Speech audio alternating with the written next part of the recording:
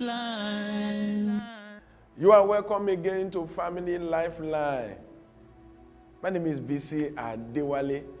I'm so excited to be your partner today. Thank you for welcoming me into your living room.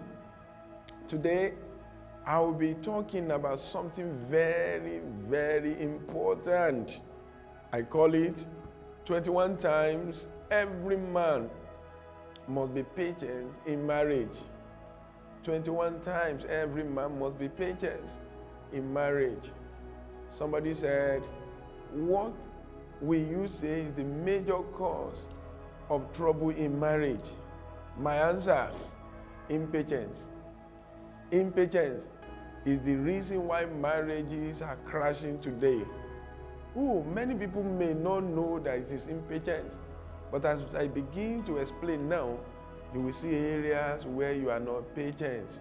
When you are often getting angry, it is impatience.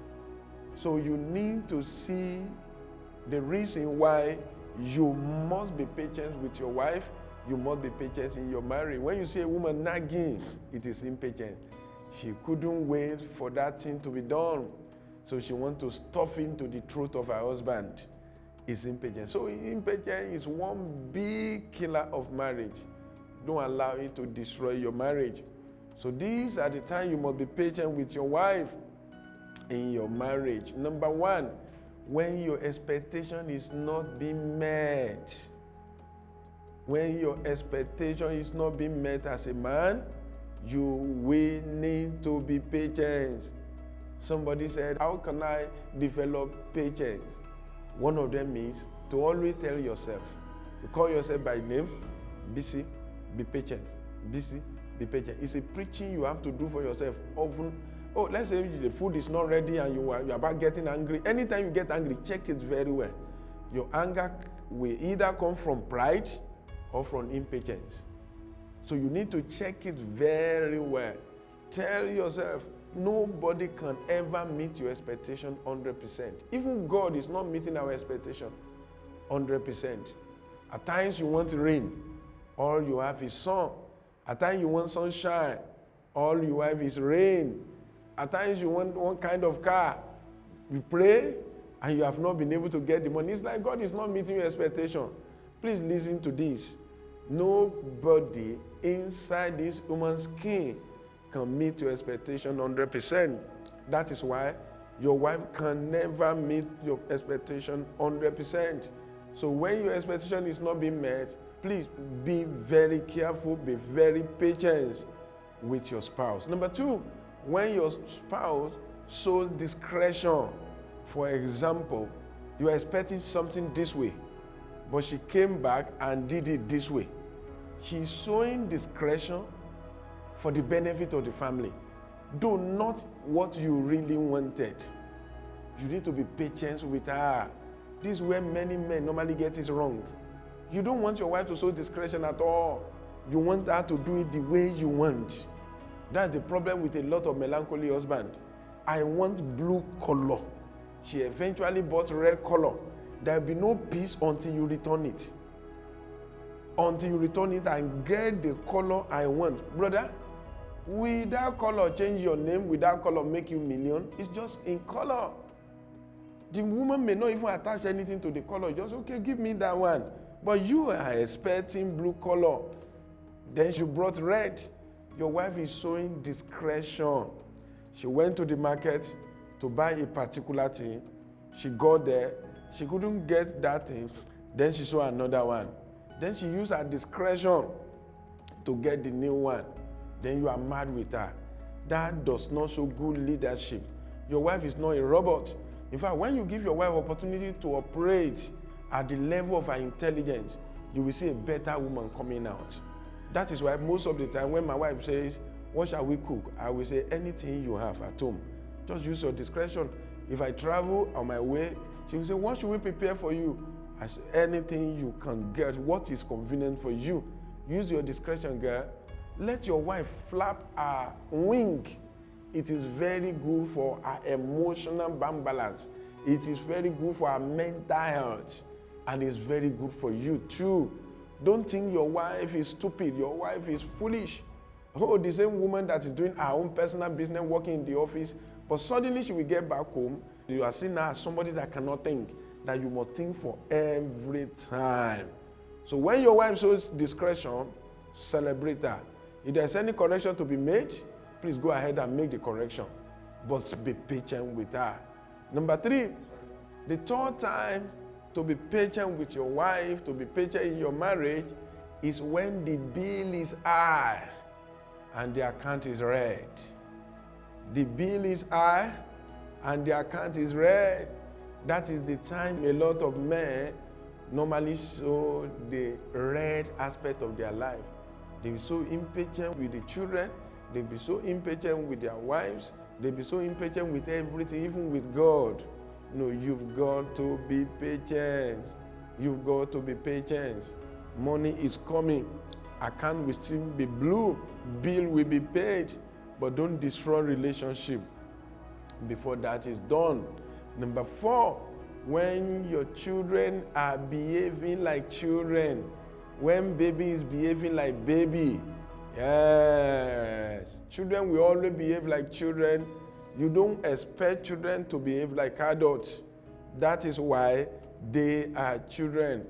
Out of impatience, you develop anger. Then you begin to abuse the children. You hit the head of the child on the wall. Some people kill their children in the process. That is very dangerous. I told you the root of anger is either pride or impatience. Most of the time it's impatience.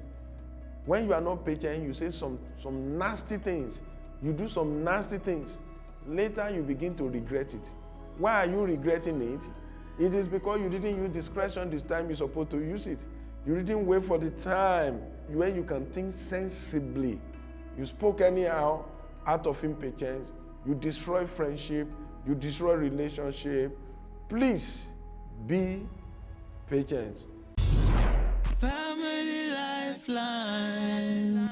Number 5, when your woman is behaving foolishly, so to say, at times you discover that in marriage, you think your wife is behaving foolishly at times, or she's behaving stupidly. Permit me to use that word. Be patient with her. At times, a woman will just want to behave to show that she's your woman. She wants to play with you. She wants to come down to the level, even with the level of her children. At times, men will term that to be stupid, to be foolish. Please be patient when children behave like children and women behave like women. Please be patient with your wife. When your wife is demonstrating emotion, use it to affect many things in your life. You see, an average woman is controlled by emotion, while an average man is controlled by logic. You cannot be logical all through. You will destroy a lot of relationships.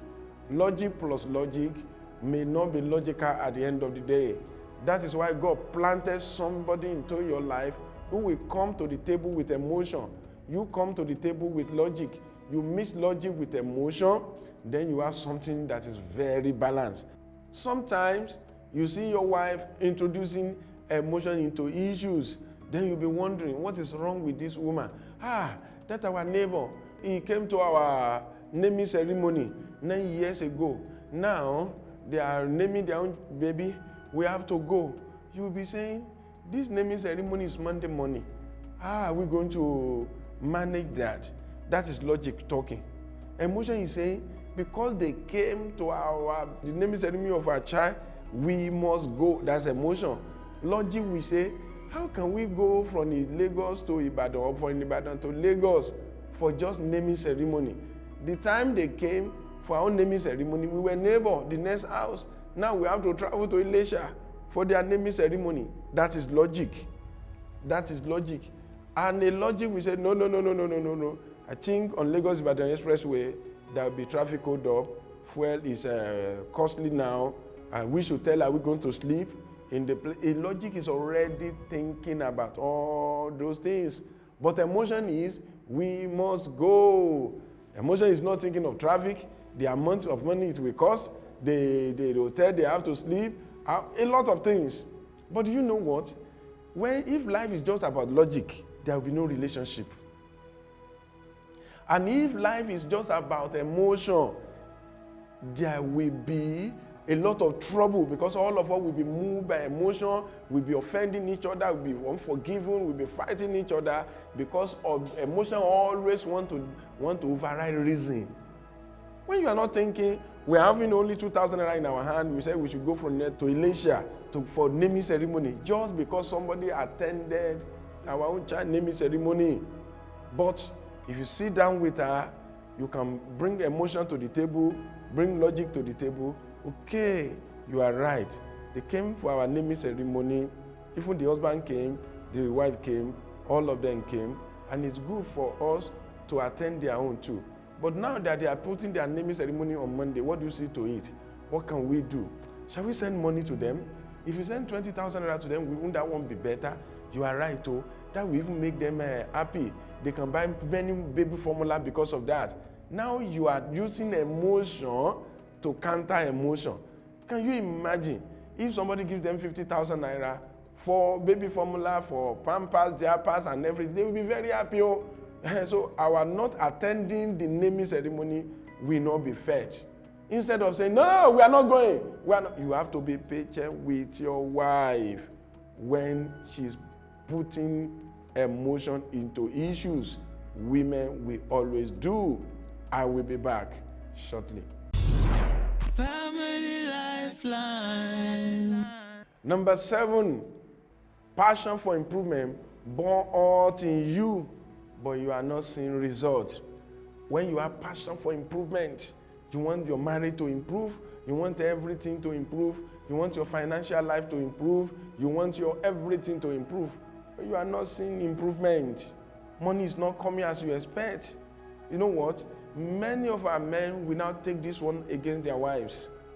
First, some people will accuse their wives of being witches because I can't see improvement in my life. Since I married you, I can't do this. I can't do this because you are not patient. Do you know that it takes patience to even see opportunities and maximize it? You need to be patient. When you are not getting your desired result, there's something you want in your wife and children, and you are not getting this desired result, you need to be patient. Be patient, be prayerful, and be communicative.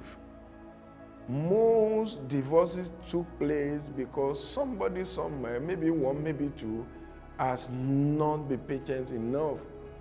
Things will not be like this. Even challenges will not be there forever. Things that look so difficult today will look so easy tomorrow. Be patient. One of the greatest prayer you should pray, Lord, endow me with the spirit of patience. When you are patient, you can go far in life. Number 9, when new responsibilities are assumed or assigned to you, you need to be patient. Immediately you begin to have children, that's another set of responsibility. Now you are a dad. That comes with a lot of responsibility. To carry the baby, to pamper the baby, to nurse the mother, to take care of both mother and child. When you have this new set of responsibility, you need to be patient. Number 10, when others are frustrated with failure, others are complaining about their wives, others are complaining about their children, others are complaining about their businesses. As a man, you need to be patient. Be patient as you are working things out, as you are praying. Do you know that many people, they pray, but only few people are patient enough for God to answer their prayers? That reminds me of a particular case. I used to have a garden several years ago at the back of my father's house. So I planted yam, I planted corn. Corn, within 4 days, began to come out. You will see it coming out. But 1 week, 2 weeks, nothing's coming out from my yam. It's like the thing has died. I couldn't wait. I was impatient. Then I removed all the sand from the yam. I wanted to see what was happening inside. Lo and behold, by the time I opened it, the yam was already coming out. But I've broken a lot of roots that was making it to germinate. The yam had to start again. I delay the germination of that yam for another 1 or 2 or 3 weeks. You see, I can be pardoned for that because I was a child. An average farmer knows that it takes a long time. The time you plant coconut and you plant corn, you are going to harvest corn in the next 4 months. But coconuts, you may not get any result on it for the next 5 years. You need to be patient. You need to be patient. But you know what?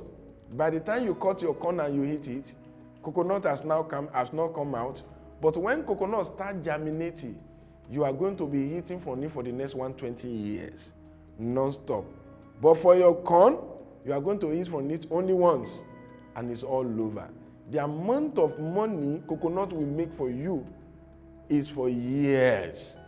So if you are patient, what you are looking for may not be a corn. What you are looking for may be a coconut. Bear with God, bear with your spouse, bear with situation around you. Keep on keeping up. Focus what you are doing. Keep on praying. Be hardworking. Move on. It may be a baby step, but it's a step indeed. Move forward. Life is in phases, and in sizes. Some people are in their harvest time. Don't compare your planting time with their own, or you will hurt yourself. Thank you for joining me today. I am very glad that you are around with me. Join me on Instagram and on Twitter at Bisi Adewale, and get to watch all the other episodes of this telecast on my YouTube channel at Bisi Adewale. Remember, your family is very important. Take good care of your marriage. 2004 Family Lifeline, building families, molding destinies.